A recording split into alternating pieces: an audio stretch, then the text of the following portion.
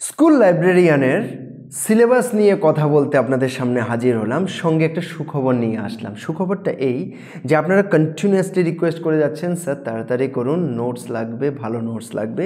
তো আপনাদের জানকারির জন্য বলে দিই, থিওরি আছে, থিওরির জন্য দুটো বই 100% ready, English as well as Bengali ভার্সানে, ঠিক আছে।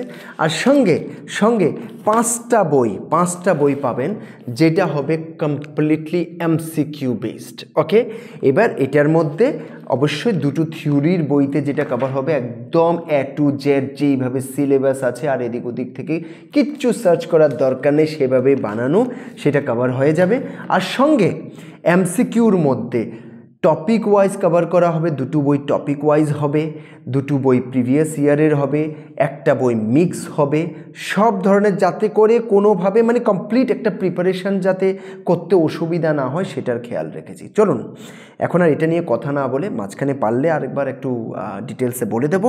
এখন আমরা ডাইরেক্টলি চলে যাই কিসে, সিলেবাসের ডিসকাশনে, ঠিক আছে। তো আমরা যদি এখানে কয়টা ইউনিট আছে টোটাল মিলিয়ে, পরীক্ষা কত নাম্বারের, 150 নাম্বারের, 150টা এমসিকিউ আসবে। আমাদের ইউনিট হচ্ছে 10টা, আমি জবরদস্তি 11টা ইউনিট বানিয়েছি। কেন? 11 নম্বর ইউনিটে আপনারা অনেকগুলো অ্যাব্রিভিয়েশনস পাবেন আমাদের বইয়ে, তাই সেইভাবেই করা হয়েছে, ঠিক আছে। কারণ হতে পারে মাঝখানে অ্যাব্রিভিয়েশনস আপনারা পাননি বা ভুলে যেতে পারেন, কত কিছু হতে পারে, এক জায়গাতে অনেক ইম্পর্টেন্ট অ্যাব্রিভিয়েশনসগুলো এক জায়গাতে দিয়ে দিয়েছি, ঠিক আছে। এগুলো এক কথা। এবার চলে যায় প্রথম ইউনিট 1-এর দিকে চলে যায়। ইউনিট 1-এ জেনারেলি যে কথাবার্তা হয়েছে সেগুলো হচ্ছে লাইব্রেরি আর ইনফরমেশন সায়েন্স নিয়ে ইন্ট্রোডাকশন টাইপের, ইন্ট্রোডাক্টরি কথাবার্তা হয়েছে। তো প্রথম টপিকটা কি? প্রথম টপিকটা হচ্ছে social institutions, library as a social institutions. Okay, আবারও বলি, আমাদের স্টাডি ম্যাটেরিয়াল কিন্তু বেঙ্গলিতেও বানানো হয়েছে, যাতে করে যারা বাংলাতে পরীক্ষা দিতে চাইবেন তাদের যাতে সুবিধা হয়, ঠিক আছে।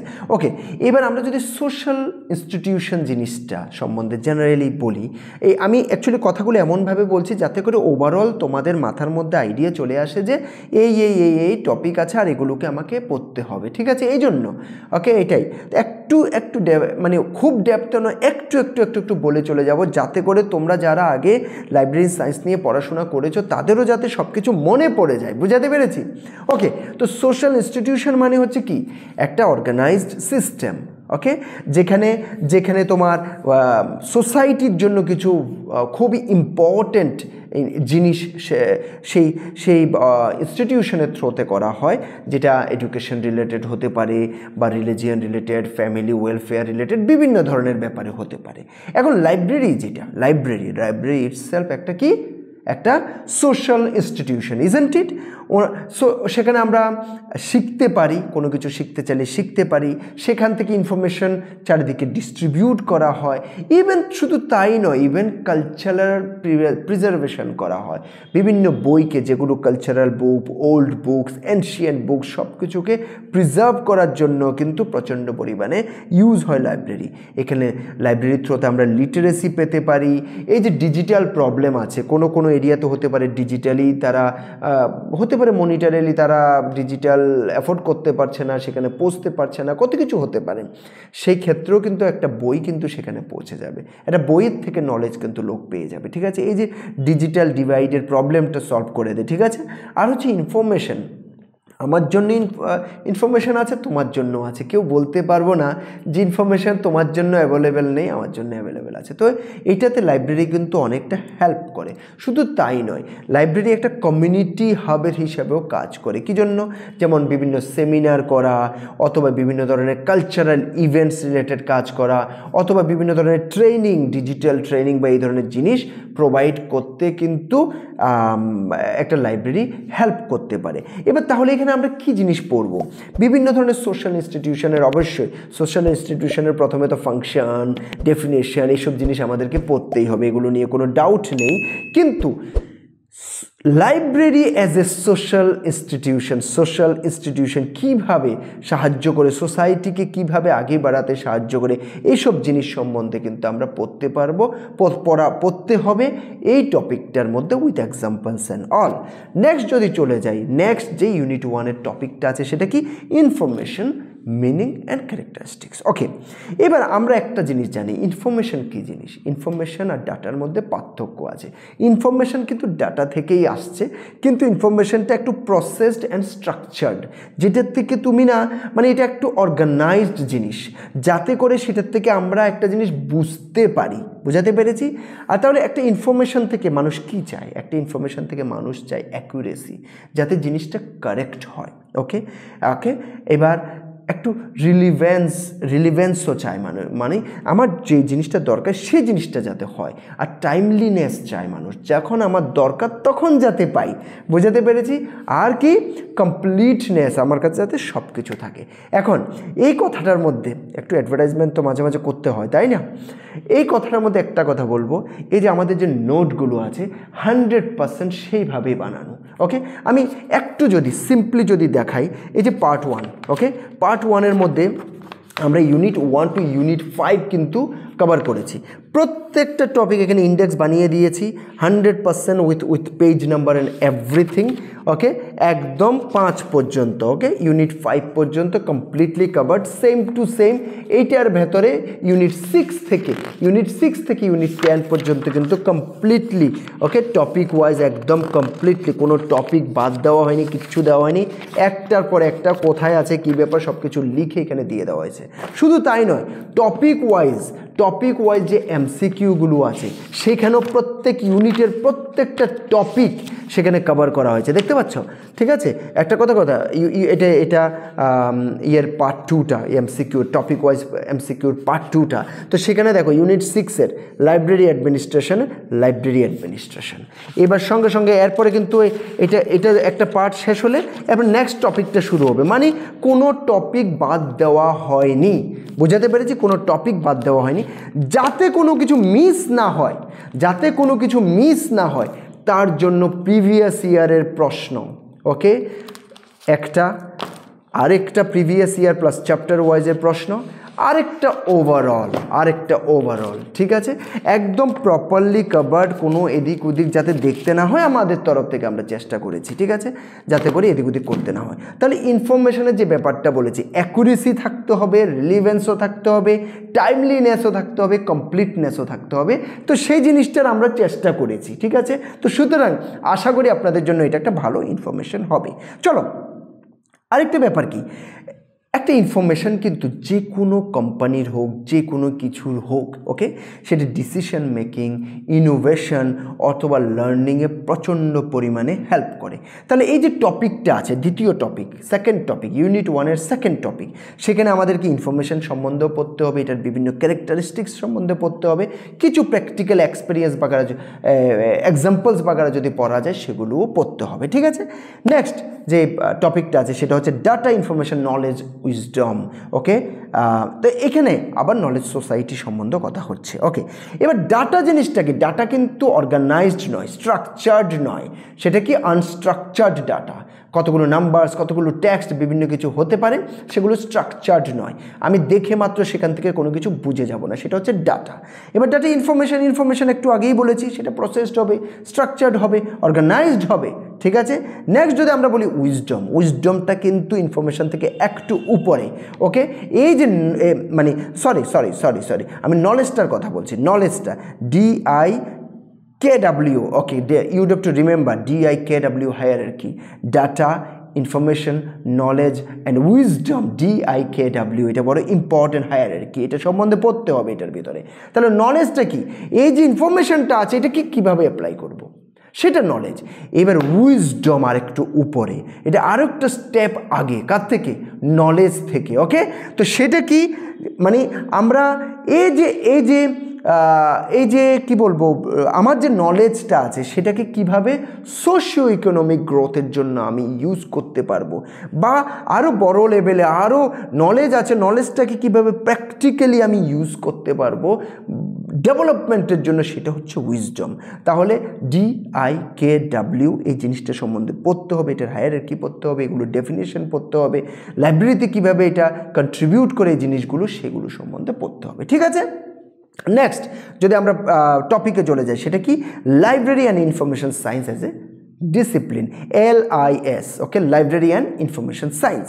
তো এখানে এটা কিন্তু একটা ইন্টারডিসিপ্লিনারি জিনিস, একবার চিন্তা করে দেখুন কোথায় লাইব্রেরি আবার ইনফরমেশন সায়েন্স, তো এটা কিন্তু একটা ইন্টারডিসিপ্লিনারি, এখানে ম্যানেজমেন্টের কথাও চলে আসবে, আবার knowledge share, information sharing, dissemination of information, এই জিনিসটাও চলে আসবে। ওকে, এবার তার মানে হচ্ছে এটার মধ্যে কী কী ইন্টিগ্রেট হচ্ছে, একটা হচ্ছে যে লাইব্রেরি সায়েন্সের প্রিন্সিপালও ইন্টিগ্রেট হচ্ছে, সঙ্গে ইনফরমেশন টেকনোলজি ইন্টিগ্রেট হচ্ছে, সঙ্গে ইউজার বিহেভিয়ার রিলেটেড যত স্টাডি আছে সেগুলোও কিন্তু এখানে আসছে। তো সুতরাং এখানে আমাদেরকে পড়তে হবে LIS সম্বন্ধে, এটার স্কোপ পড়তে হবে, এটার যে ইন্টারডিসিপ্লিনারি নেচার আছে সেটা পড়তে হবে, কিভাবে এটাকে ধীরে ধীরে ইভলভ করতে হবে টেকনোলজিক্যাল ইমপ্রুভমেন্টের সঙ্গে সঙ্গে, সেই জিনিসটাও পড়তে হবে। বোঝাতে পেরেছি?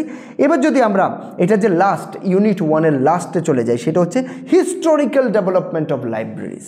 এখানে একটা জিনিস মনে রাখতে হবে, লাইব্রেরি কিন্তু আজকে থেকে নয়, অ্যানশিয়েন্ট টাইম থেকে, মেসোপটেমিয়া যখন, সেই পিরিয়ড থেকে ক্লে ট্যাবলেটে লিখে সেখানে টেম্পলে আর্কাইভ হিসাবে রাখা হতো, সেই সময় থেকে লাইব্রেরি অফ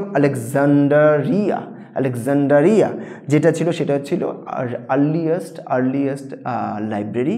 সেটা কিসের ক্ষেত্রে, যদি আমি সেন্ট্রালাইজড নলেজ গ্যাদারিংয়ের কথা বলি সেই হিসাবে। ওকে, আরেকটা জিনিস হচ্ছে প্রিন্টিং প্রেস 15th সেঞ্চুরিতে এসছে, সেটা এই জিনিসটাকে বুক ইন্ডাস্ট্রি বা এই জিনিসটাকে একটা পুশ দিয়ে দিয়েছিল। ওকে, আর হচ্ছে 20th সেঞ্চুরিতে অবশ্যই একাডেমিক প্লাস স্পেশাল লাইব্রেরিজ, এইসব জিনিসগুলোকে বিভিন্ন রিসার্চ, ডেভেলপমেন্ট, এডুকেশন, এসবের জন্য এগুলোর ইউসেজ অনেক বেড়ে গেছিলো। তো সুতরাং এই টপিকে আমাদেরকে কি পড়তে হবে, হিস্ট্রি অফ এনশিয়েন্ট লাইব্রেরিজও পড়তে হবে, কিভাবে প্রিন্টিং প্রেস এসবের আবিষ্কার হয়েছে সেটাও পড়তে হবে, কিভাবে সেটা মডার্ন ডিজিটাল লাইব্রেরিতে পরিণত হয়ে গেছে সেটা সম্বন্ধেও পড়তে হবে। বুঝাতে পেরেছি? নেক্সট যদি আমরা ইউনিটে যাই, এই যে ইউনিটটা আছে, এই ইউনিটটা অ্যাকচুয়ালি বিশেষত টাইপস অফ লাইব্রেরিজ টাইপের বা টাইপস রিলেটেড জিনিসের উপরে। ওকে, প্রথম যে টপিকটা টাইপস অফ ইনফরমেশন সেন্টার্স, এটার অবজেক্টিভও পড়তে হবে, ফিচার্সও পড়তে হবে, ফাংশনসও পড়তে হবে। বুঝাতে পেরেছি? তো ইনফরমেশন সেন্টার যেটা, সেটা কিন্তু একটু স্পেশালাইজড নিডের জন্য, কোনো রিসার্চ অথবা কোনো পার্টিকুলার ইন্ডাস্ট্রি, কোনো পার্টিকুলার একাডেমিক জিনিস, সেই জিনিসের উপরে কিন্তু ইনফরমেশন সেন্টার হয়ে থাকে।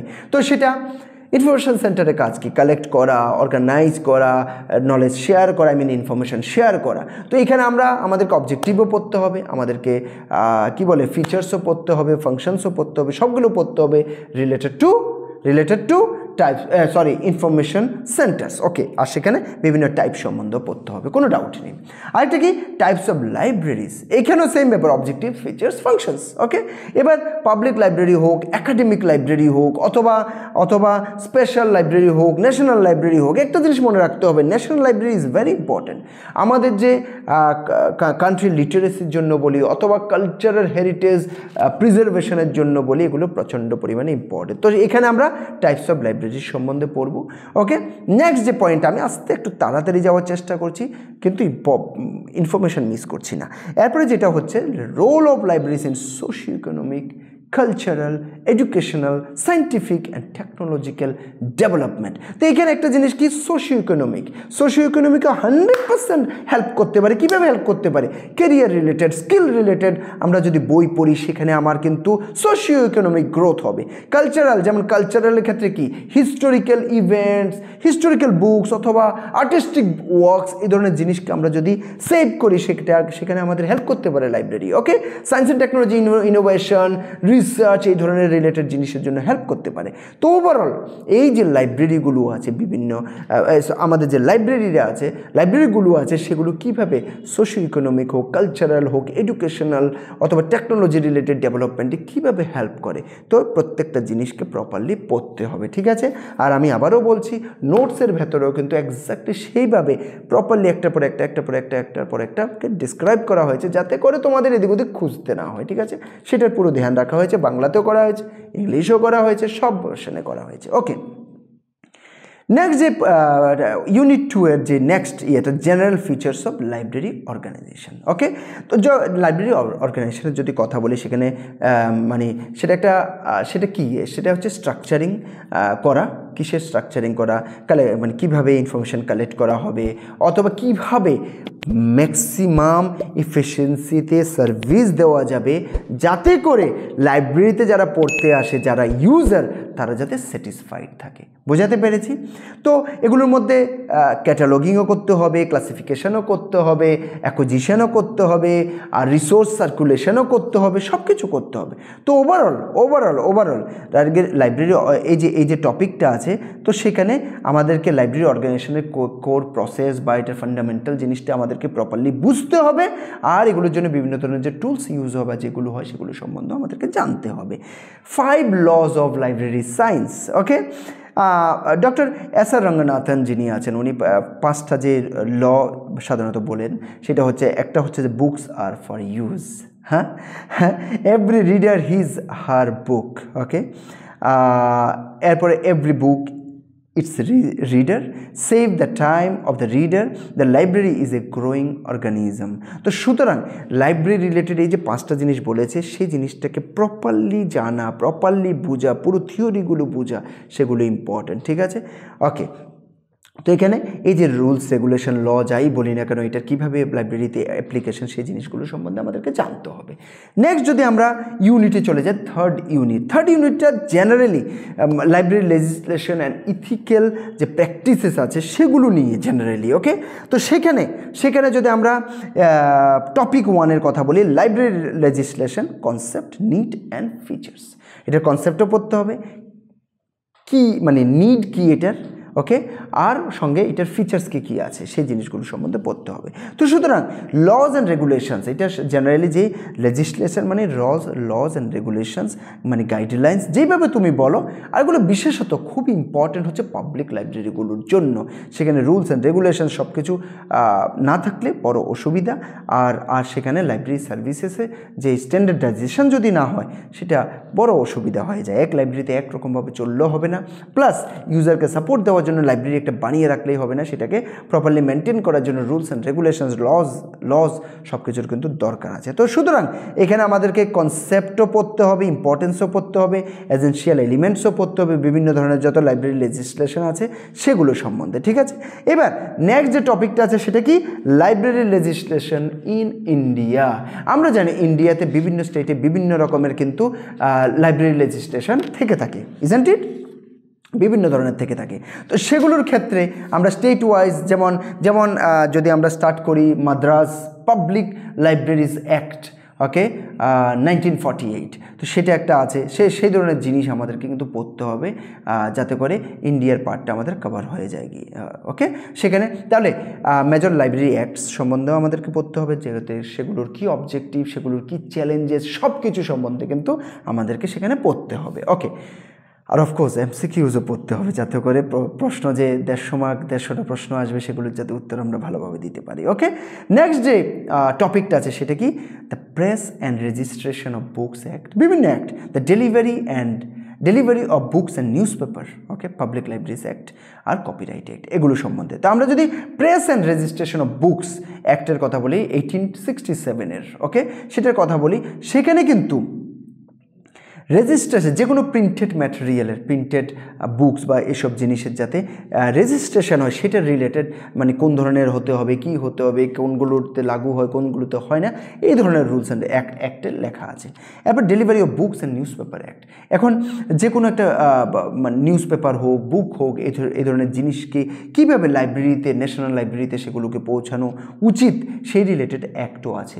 আমি শুধু নিউজ পেপার বানিয়ে ফেললেই হবে না, সেগুলোর আমার একটা কপি ওনাদেরকেও পাঠানোর ব্যবস্থা করতে হবে। ওকে, কপিরাইট অ্যাক্ট, তো সেটা নিয়ে আর কোনো কথা আছে? ইন্টেলেকচুয়াল প্রপার্টি রিলেটেড জিনিসটা, কপিরাইট বা ইন্টেলেকচুয়াল প্রপার্টি টাইপের যে জিনিসগুলো আছে, সেগুলো ঘুরিয়ে ফিরিয়ে একটু কাছাকাছি জিনিস, যাতে করে আমি কোনো জিনিস লিখেছি সেটাকে কেউ চুরি না করে নেয়, তো সেই ধরনের জিনিস আর কি। ঠিক আছে, তাহলে এগুলোর আমাদেরকে প্রভিশনও পড়তে হবে, ইম্পর্টেন্সও পড়তে হবে, আর লাইব্রেরি সার্ভিসেস এগুলো কীভাবে এগুলো ইম্প্যাক্ট ফেলে সেই সম্বন্ধেও কিন্তু আমাদের আমাদেরকে পড়তে হবে। ওকে, নেক্সট যদি আমরা টপিকে চলে যাই, নেক্সট টপিক সেটা হচ্ছে right to information act, RTI যাকে বলি আমরা।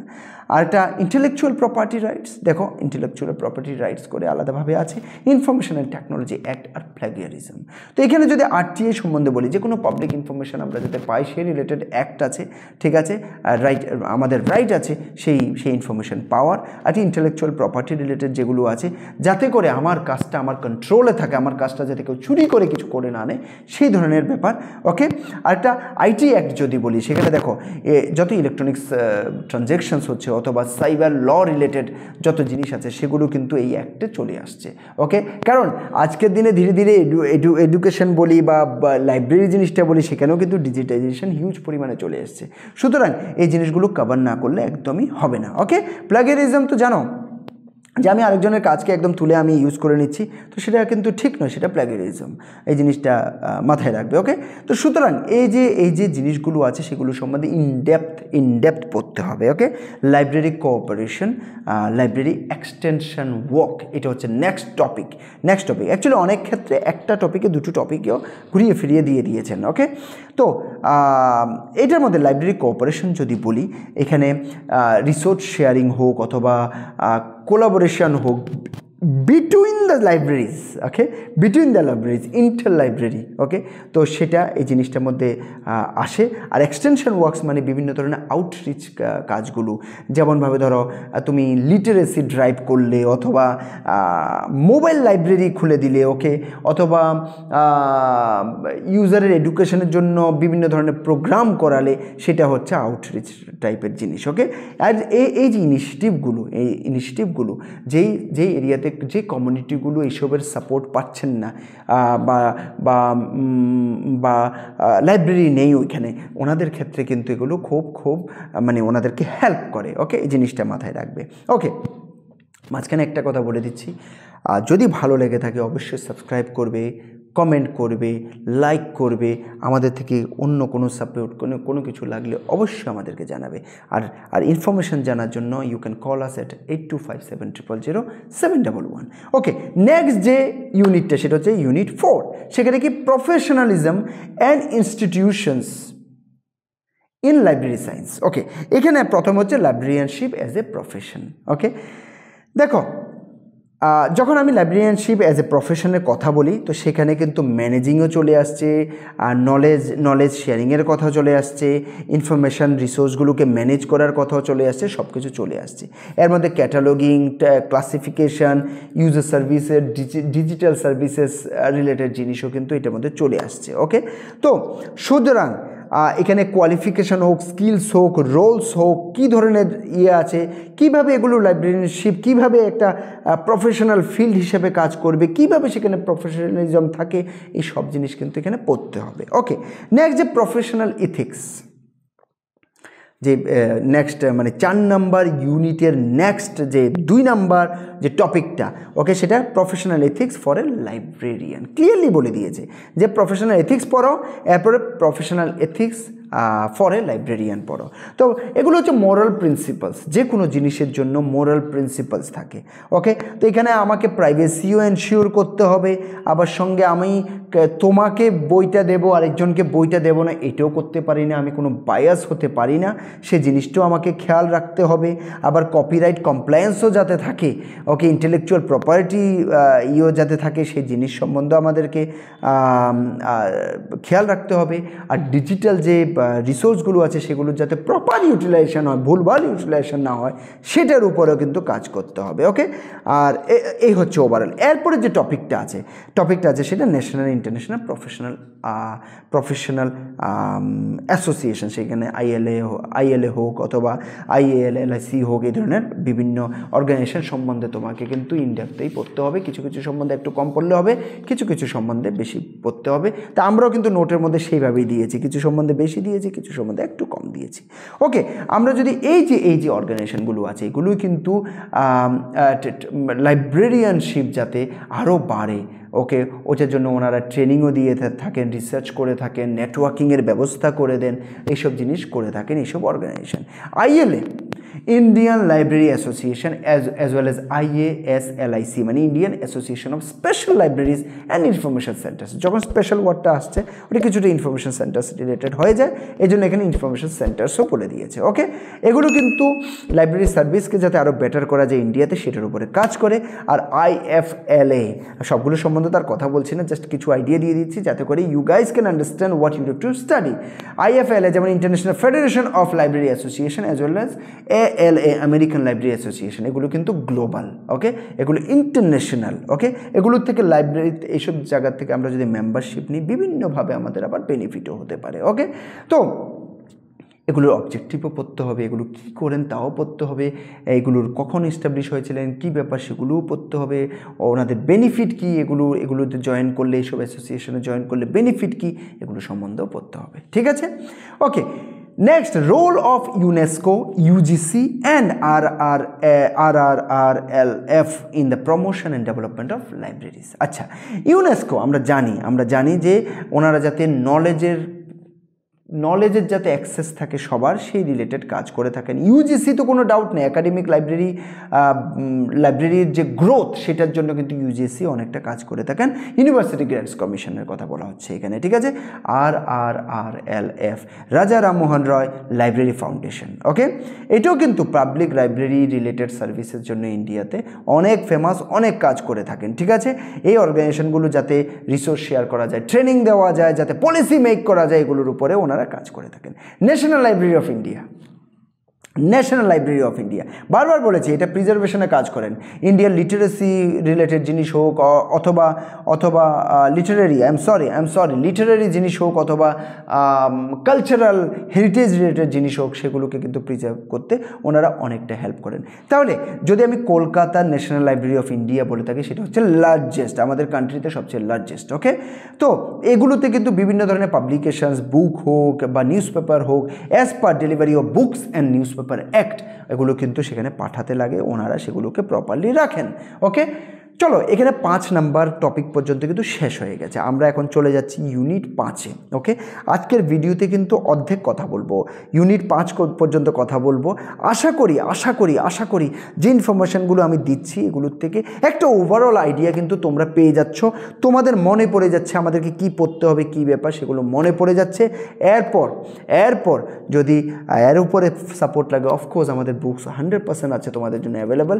এরপরে যদি কিছু ভিডিওস বাগারা লাগে, অবশ্যই তোমরা জানাবে যে কী ধরনের ভিডিও লাগবে, কী ব্যাপার সেটা জানাবে। পুরো চেষ্টা করব যে তোমাদের জন্য যাতে প্রপার ভিডিও নিয়ে আসতে পারি। ওকে, তো ইউনিট 5-এর কথা, ওইটা কিন্তু বেসিক্যালি যে কথাটা হচ্ছে সেখানে লাইব্রেরি ম্যানেজমেন্ট প্রিন্সিপালস অ্যান্ড প্র্যাকটিসেসের উপর কথা হচ্ছে। ঠিক আছে? আমি মানে একটা নাম দিয়েছি আর কি ওই জিনিসটার, বুঝাতে পেরেছি? ওনারা তো কোনো ইউনিট ওয়াইজ নাম দেননি, আমি আমার তরফ থেকে নাম দিচ্ছি, কিন্তু ভিতরে টপিক কিন্তু একটাই, ওগুলোই ডিসকাশন হচ্ছে। সবচেয়ে প্রথমে যে টপিকটা সেটা হচ্ছে ম্যানেজমেন্ট কনসেপ্ট অ্যান্ড স্কোপ। তো সেখানে আমরা প্ল্যানিং সম্বন্ধেও পড়বো, অর্গানাইজিং সম্বন্ধে পড়বো, লিডিং, কন্ট্রোলিং, সব জিনিস সম্বন্ধে পড়বো। শুধু তাই নয়, বিভিন্ন রিসোর্সের ইউটিলাইজেশন, সেটা স্টাফ হোক, ফাইন্যান্সেস হোক, কালেকশনস হোক, বিভিন্ন কিছুর ইউটিলাইজেশন, আর এগুলো কীভাবে লাইব্রেরিতে কাজে আসবে সেই জিনিস সম্বন্ধে আমরা পড়বো। এরপরে স্কুল অফ ম্যানেজমেন্ট, সেই রিলেটেড ক্লাসিক্যাল স্কুল হোক অথবা বিহেভিয়ারাল স্কুল হোক, এই ধরনের যে স্কুলগুলো আছে এগুলোর সম্বন্ধে পড়বো। আর প্লাস লাইব্রেরি অপারেশনে সেগুলো কীভাবে কাজে আসে সেই সম্বন্ধে পড়বো। ওকে, একটু ফাস্ট যাচ্ছি কারণ অনেকটা সময় অলরেডি চলে গেছে, আপনারা বোর হচ্ছেন হবে বোর হবেন না, আপনাদের ভালোর জন্যই ক্লাসগুলো নেওয়া হচ্ছে, আপনাদের ভালোর জন্যই নেওয়া হচ্ছে। আশা করি আপনাদের উপকার হবে, জিনিসগুলো শুনতে থাকুন। এরপর প্রিন্সিপাল অফ ম্যানেজমেন্ট, এখানে প্ল্যানিং হোক, ডিভিশন অফ ওয়ার্ক হোক, অথরিটি রিলেটেড, রেসপন্সিবিলিটি রিলেটেড। ওকে, আর এগুলো কীভাবে লাইব্রেরি অ্যাডমিনিস্ট্রেশন, এগুলো কীভাবে কাজে আসে সেই রিলেটেড কিন্তু সেখানে কথা হবে। ওকে, এরপরে যেটা আসছে সেটা হচ্ছে প্রিন্সিপালস অফ লাইব্রেরি ম্যানেজমেন্ট। একটু আগে কী পড়েছি, প্রিন্সিপাল অফ ম্যানেজমেন্ট সম্বন্ধে টপিক ছিল, এখন কিন্তু একটু ঘুরে গেছে। তো এখানে লাইব্রেরি ম্যানেজমেন্টের প্রিন্সিপাল যদি আমরা কথা বলি, তো সেক্ষেত্রে কিন্তু সেটা জেনারেল যে প্রিন্সিপাল আছে, আমাদের ম্যানেজারিয়াল প্রিন্সিপাল আছে, সেখান থেকেই কিন্তু সেগুলো নেওয়া, কিন্তু সেগুলো with respect to library services এগুলোকে একটু মোল্ড করা হয়েছে, বুঝাতে পেরেছি? তো সেখানেও কিন্তু একটু যদি এখানে কি কি চেঞ্জেস কি আছে, আমাকে ইউজার সেন্টার্ড কিন্তু সার্ভিস হতে হবে, ইজন্ট ইট? আর আমাকে রিসোর্স শেয়ারিং করতে হবে, কস্ট ইফেক্টিভও হতে হবে, কন্টিনিউয়াসলি আমি সেটাকে বেটার করে যেতে হবে। তো এই জিনিসগুলো সেখানে একটু অন্য টাইপে একটু বেটারভাবে ডিসক্রিপশান হবে, ওকে? আর লাইব্রেরিতে কিন্তু অ্যাক্সেসিবিলিটি বলি বা স্টাফ ডেভেলপমেন্ট বলি, ইনোভেশন ইন সার্ভিসেস, এই ধরনের জিনিসগুলোকে প্রচণ্ড পরিমাণে প্রায়োরিটি দেওয়া হয়, ওকে? তো এইখানে এই ধরনের জিনিসগুলো আমাদেরকে পড়তে হবে, মডার্ন লাইব্রেরির এক্সাম্পল নিয়েও আমাদেরকে পড়তে হবে। যদি আমি লাস্ট টপিকে চলে যাই, সেটা কি? Functions of library management. সেখানে কি সম্বন্ধে পড়তে হবে? Planning, organising, staffing, leading, controlling, এই যে ফাংশনগুলো আছে সেগুলোর সম্বন্ধে আরও ভেতরে গিয়ে এগুলোর কি ফাংশন, সেই জিনিসগুলো আমাদেরকে প্রপারলি পড়তে হবে। তো সোজা কথা হচ্ছে এখানে আমরা ডিটেল রোলস অ্যান্ড ইন্টার রিলেশনগুলো পড়তে হবে কি সম্বন্ধে? এই যে লাইব্রেরির যে ফাংশনসগুলো আছে সেগুলোর সম্বন্ধে, ওকে? তো ওভারঅল আমি unit number 1 to unit number 5 চেষ্টা করেছি যতটুকু পারি প্রত্যেকটা টপিক সম্বন্ধে আপনাদেরকে নলেজ দিয়ে দিতে, যাতে করে আপনারা জানেন যে আপনাদেরকে আলটিমেটলি কী পড়তে হবে। বুঝাতে পেরেছি? এবার যদি এই জিনিসটা আপনাদেরকে হেল্প করে থাকে অবশ্যই অবশ্যই অবশ্যই সাবস্ক্রাইব করবেন, বন্ধুদের সঙ্গে শেয়ার করতে একদম ভুলবেন না। আর ভালো লাগলে লাইক করবেন, কমেন্ট করে জানাবেন আপনাদের কি দরকার, আর মানে কি চান আমাদের তরফ থেকে, কি ধরনের ভিডিও নিয়ে আসবো, এসব জিনিস জানাবেন, ঠিক আছে? আর সঙ্গে একটা কথা যেটা শুরুতে বলেছি, যে থিওরির জন্য 2টো বুক কমপ্লিটলি রেডি আছে, ওকে? 100% রেডি আছে অলরেডি যাওয়া শুরু হয়ে গেছে, সেল শুরু হয়ে গেছে।